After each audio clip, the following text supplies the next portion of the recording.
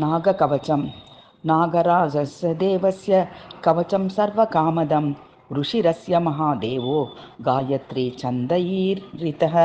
ताराबीजं शिवाशक्तिः क्रोधबीजस्तु कीलकः देवता नागराजस्तु फणामणिविराजितः सर्वकामप्रसिद्ध्यर्थे विनियोगः प्रकीर्तितः अनन्तो मे शिरः पातु कण्ठं सङ्कर्षणस्तदा कर्कोटको नेत्रयुग्मं कपिलः कर्णयुग्मकं वक्षस्थलं नागयक्षः बाहुकालभुजङ्गमः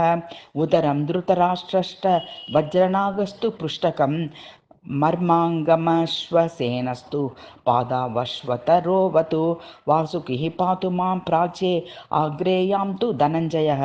तक्षको दक्षिणे पातु नैऋत्यां शङ्खपालकः महापद्मः प्रतीच्यां तु वायव्यां शङ्खनीलकः उत्तरे कम्बलः पातुर् ईशान्यां नागभैरवः ऊर्ध्वं चैरावतो दस्तात् नागबेतालनायकः सदा सर्वत्र मां पातु नागलोकादिनायकाः इति नागकवचम्।